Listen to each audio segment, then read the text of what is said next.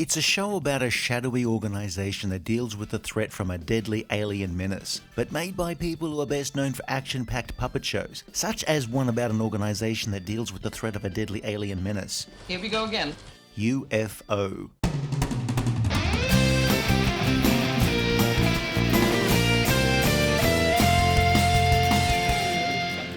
It's the early 1980s and aliens are visiting Earth in their flying saucers for their own mysterious reasons. Shado has been set up to deal with the alien threat on the quiet, with an arsenal of gadgetry, vehicles, slinky costumes, wigs, and a lot of staring. Who will blink first, the aliens or the humans? Well, at least if they blink now, the cast don't have to have their heads swapped. Just exactly what is that supposed to mean? Gerry and Sylvia Anderson were some of the most successful British TV producers of the 1960s, having created Supercar, Fireball XL5, Stingray, Thunderbirds, Captain Scarlet and the Mysterons, Joe 90, and also Secret Service, all of which featured any number of organisations. They loved making up organisations, from Spectrum, Win, Wasp, Bishop, and their own organisation, Century 21, which was full of talented craftspeople making programs with the best visual effects of any British-made series at the time. Their shows had captivated millions of fans with episodes full of lantern-jawed heroes, silly banter, futuristic gadgets, vehicles, and an awful lot of explosions. But by the late 1960s, the Andersons were pretty sick to the tits of puppets, with their visible strings getting tangled or snapping, or the fact they could walk less convincingly than a snake trying to fly a helicopter. They'd already had a taste of making a live-action science fiction adventure with their 1969 feature film Journey to the Far Side of the Sun, also known as Doppelganger, and by now really wanted to put this puppet shit behind them. The man you know as Colonel Ross is on the other planet, standing in an identical, except reversed room. For people who consider themselves filmmakers, working on puppet shows were like those horribly embarrassing yearbook photos that always get trotted out in interviews. Century 21 had peaked with Thunderbirds, both creatively and in terms of public interest, with each new series seeming to be just not as good as the last one. The show that would be their final puppet series, Secret Service, almost feels like it was set up to be as unappealing as possible, a bit like a prizefighter taking a dive in order to get a bigger payday than they would have gotten if they just won the fight. The Secret Service was about a priest who spouted gibberish, not touching that one, who was also a spy, drove around in an old car and shrank. And, well, you know, the problem with Anderson's churning out so many good to great series is that at some point he hit the law of diminishing returns. Imagine getting unlimited access to chocolate, but the catch is you have to try a different variety every day. By the end of the first week, you've already eaten all the good ones and you're onto those awful coffee, toffee, banoffee eclairs that make you retch when you open the packet. Oh, well. Century 21 had been owned by the same company that distributed their shows, Lou Grade's ITC. Slow and steady wins the race, not the one that sets the pace. And when he saw the finished pilot episode of Secret Service, he had kittens. Aww, but not literally, because while that would have been a medical marvel, it would have certainly been very messy. Grade cancelled the Secret Service there and then. After the Andersons finished their 13-episode order, Century 21 would start work on something else. What would the Andersons do next? How about a live-action sci-fi series using all of the expertise and know-how accumulated over more than a decade of making puppet shows, plus whatever sets and gear and people they could salvage from Journey to the Far Side of the Sun? Thanks. As well as their own big-budget film series, ITC sold Anderson's shows around the world, but there was a particular focus on selling to the US market. The potential income from America was more than the rest of the world combined. In the world of free-to-play games on mobile devices, you know, the ones that have all the pop-ups to buy in-game items, only a very small percentage of players spend money there. But there is a really small number of players whose spending is inordinately large, spending thousands of dollars. The publishers of these games refer to those big spenders as whales. In the TV market of the 60s and 70s, North America was the whale that ITC was obsessed with, so their shows, despite being made by Brits, always had one eye on what might make the show more appealing to Americans. Yes, Grandpa? Did you seen Tex? Anywhere. Hence, many of them had an American actor as one of the leads, or they changed dialogue on occasions to reflect American terminology, such as a flashlight instead of a torch, sidewalks instead of footpaths, and assholes instead of arseholes. To aid in smoothing over this whole asshole schism, Britain and the British as depicted in UFO is basically 30 square miles of leafy country back roads and large houses with people who speak exclusively in an affected received pronunciation accent. Maybe the aliens just wanted to invade somewhere with easy transfers between Gatwick and Heathrow. In the early 70s, an alien threat was just making itself known. At first, it was little things like lights in the skies, before leading up to abductions and bodily mutilation. Yeah, you can tell these guys were really over making kid shows, can't you? It's alright, they're not addictive. Earth's governments agreed to the formation of a secret organization to deal with the threat on the down low. Shado has a neat logo and an even neater secret headquarters located underneath a film studio. Shado also has a base on the moon with a small fleet of interceptor fighters operating as Earth's first line of defense, along with a satellite in orbit hosting the computer SID, who's responsible for tracking alien incursions. If a UFO does get through, then there's Skydiver, which is a submarine that, while submerged, can launch another type of fighter. And then if that doesn't work, then there are various ground vehicles used to search for aliens that do get through. And of course, this elaborate defense doesn't always work, because if it all went swimmingly, then each episode would be a 5-minute interstitial with a very long credit sequence. It does sound a bit over the top and over elaborate, but then Gerry Anderson knew people loved the needlessly complicated ways these organizations functioned. UFO would be a show that didn't really delve into the motivations of the aliens all that much, and we'd learn very little about them or their home planet. UFO was a show about Shado and the men and women whose job it was to keep Earth safe. UFO did sort of repurpose Captain Scarlet's basic premise of an organization set up to defend Earth against aliens who needle rather than outright invade, just without the hero who dies and comes back to life. Gerry Anderson would revisit the premise again in the 1980s with another secret organization defending Earth from aliens in Terrorhawks. Is there anything else you can tell me? Gerry and Sylvia Anderson had finally gotten their wish to use real actors instead of puppets, so there would be no more jokes about wooden actors or visible strings or any of that. There would have to be a period of adjustment. The Andersons would need to learn how to work with human actors and all of the issues that would then arise, and also to realise you couldn't set them on fire as easily as before without having a really good alibi ready to go.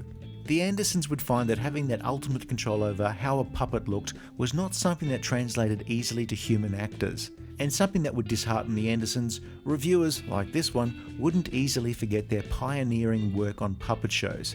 Gerry Anderson created the organisations and the premises, the vehicles and the technical aspects, while Sylvia Anderson usually worked on creating the characters and, in the case of UFO, the costume design. Nothing more we can do except wait. Well, isn't there, Paul? I seem to recall an unlocated UFO. I want it found. Yes, sir. Commander Ed Straker was the head of Shado. I know what happened.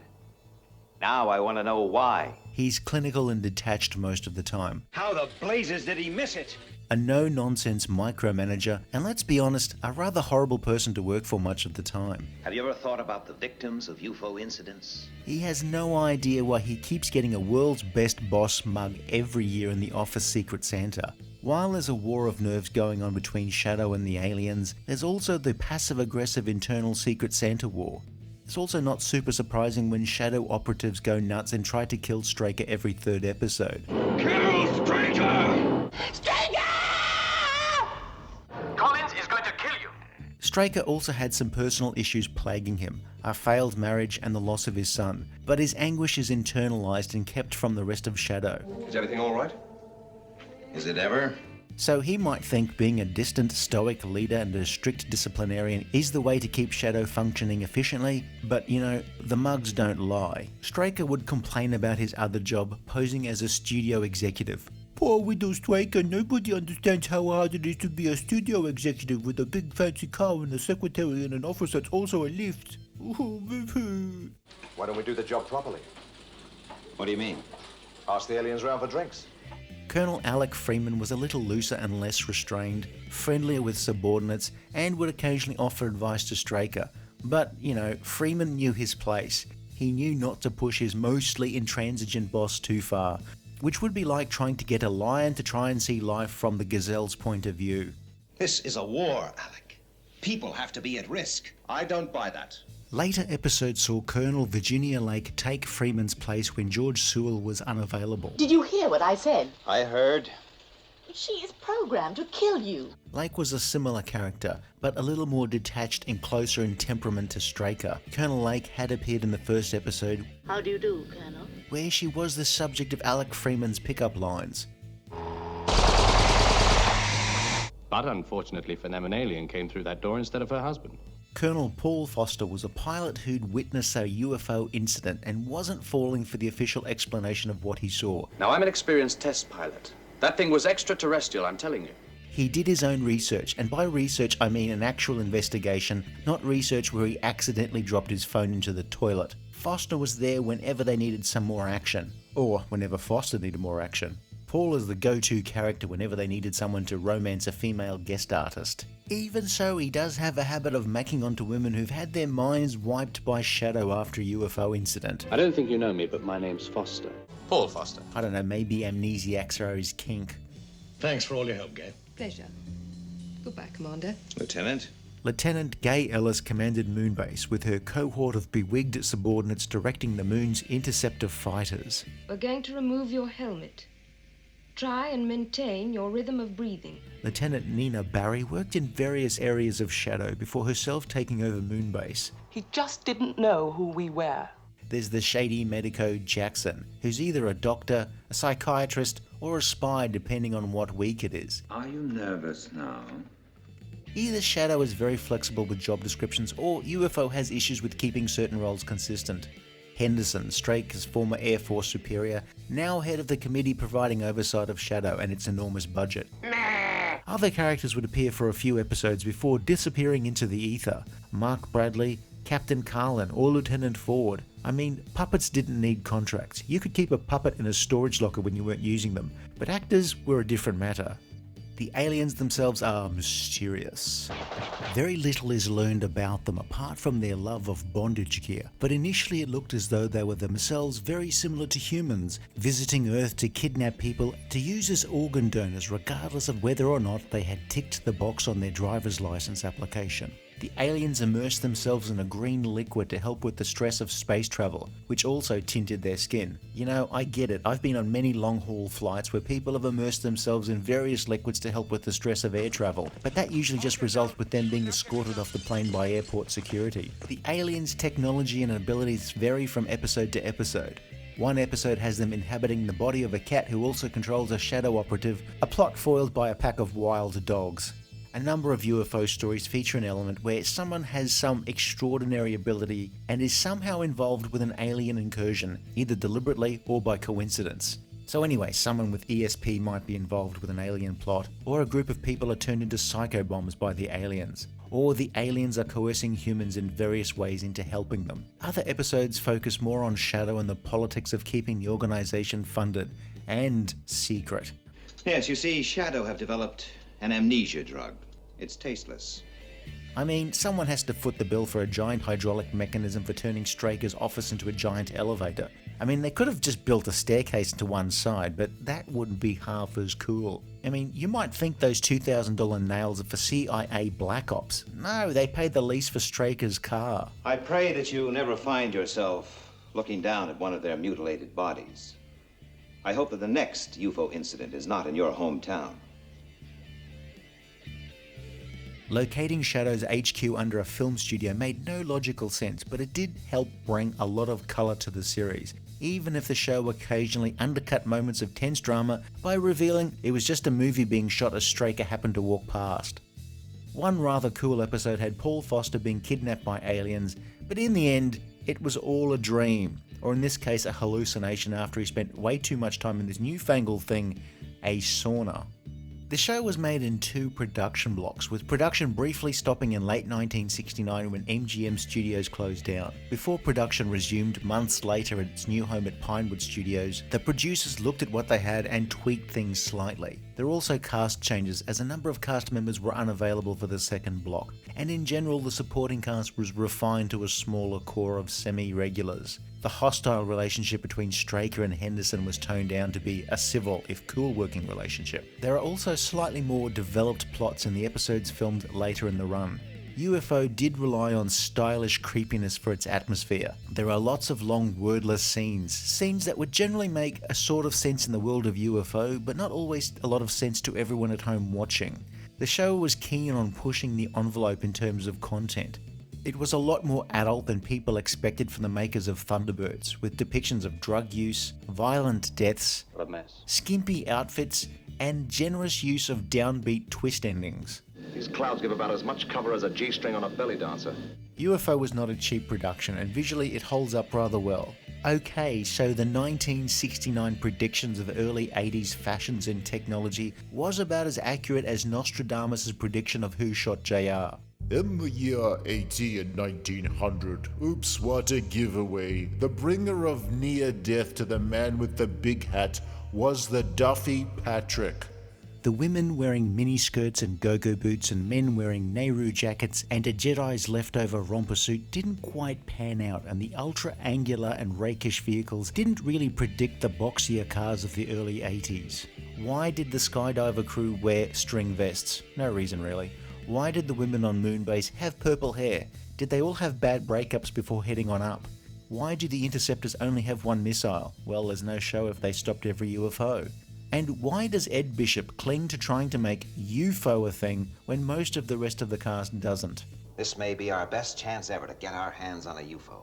You mean a UFO? UFO. UFO. UFO. UFO. UFO. UFO. Unidentified flying object. It's a weather balloon. There are many things that UFO does well. It's very stylish and always looks gorgeous. The budget's being used well and the show never looks all that cheap or too dated as a result. The world building here is phenomenal. Even the parts of Shado that come off as naff work, since the environment here seems to have been pretty well thought out.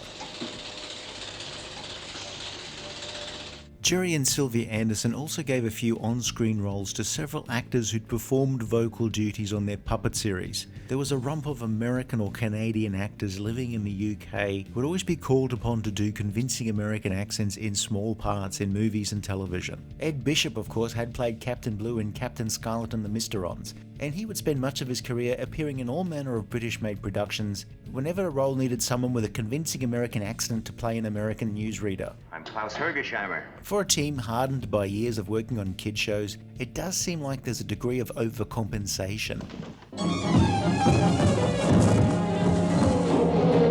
A yearning to appeal to an adult audience that leaves the show missing an element common to most of Anderson's series, and that's just a sense of sheer fun. Whilst being very entertaining, UFO is po-faced, with very little humour, like Queen Victoria's reaction to a time traveller trying to explain to her the plot of Dragon Ball Z. Early episodes tended to do the more obvious stories, a survival story on the moon, a regular put on trial for treason, a race against time in a damaged submersible, an episode that ends with it all being an hallucination. And while they're quite decent, the more imaginative shows are clustered in later episodes, an alien crystal that makes Straker believe everything was part of a movie, or humans turned into bombs by the aliens, or probably the very best, the aliens are able to stop time with Straker and Colonel Lake having to amp themselves up with drugs to foil the plot. There are episodes that just don't work, but we're talking on a relative scale, like how Auntie Beryl's son doesn't work, but her daughter owns a successful crime scene cleanup business. UFO had featured the best special effects and model work of any of Anderson's series to date, and as such made the show feel a lot less dated than a sticky date pudding where someone misread the recipe and multiplied the ingredients by 200%. Derek Meddings and his model unit brought with them years of experience in creating all manner of convincing miniatures, and then blowing them up. Barry Gray's music drives the action, though there are a few occasions where some cues from previous shows appear for whatever reason. The mix of sleazy jazz and late 60s pop rock melds well with the lush orchestral sounds. The show's catchy theme is heard over a montage setting up the premise of the show, while the end credits goes for a spooky musique concrete style, which is a piece of music that makes UFO one of the very few shows where I almost always skip the end credits. Now we can talk about Shado's biggest HR nightmare, Alec Freeman. Don't you think you better get back to your little seat up front? Who, despite having helped set up Shado, recruited many of its staff, and had spent a lot of time in Shado HQ, still gets hot and bothered by his co-workers' backsides, like he was appearing in the erotic adventures of Alec Freeman. Made over 1969 and 70, UFO looks nothing like the early 80s, yet it doesn't matter. Do you remember the early 80s? UFO was far cooler. UFO's a show that I will revisit, maybe not as often as some other shows, but every now and then I'll get a hankering. My first taste of the show was probably in the mid-80s when it was screened in an afternoon slot during school holidays. I only saw the one episode then, Close Up, but was intrigued enough to learn more about it, since I had enjoyed other Gerry Anderson shows that I'd seen, Thunderbirds and Space 1999. It wasn't until the 90s that I got a chance to watch the series in full, and even then there were elements that I didn't connect with at all, but that may have been due to the fact some episodes were only viewable as part of an awful compilation movie ITC put together, something they had done for many series in their catalogue during the early 80s. When I was able to watch the episodes in full, it finally gelled for me and I could see the appeal, like when you mix epoxy resin and add a pinch of nutmeg for flavour. I did feel the later episodes generally worked much better and had much more confident storytelling. And it felt like a bit of a shame that the show didn't go past 26 episodes. So why didn't it go on? UFO's initial UK screenings were a patchwork of time slots from region to region. Some episodes were held back for late night screenings due to some of the content, which is fairly obvious. It took a few years for UFO to be screened in America, and then it was in syndication, where it initially rated quite well, prompting some work towards developing a second series. The thinking was that since the episodes involving the moon were much more popular, maybe they should spend way more time out there, maybe even, I don't know, having the moon break out of Earth's orbit or something. Those early ratings subsided and talk of more episodes was dropped faster than a waiter carrying 8 plates at once. You know the law of averages means he's probably going to drop one meal on the floor, but the law of irony says it's probably going to be yours. What do we do next? Of course, all of that work wouldn't go to waste when the ideas behind UFO 1999 would morph into another Anderson sci-fi series, Space 1999. If you enjoyed this video, please like and subscribe, leave a comment below, or check out some of our other videos.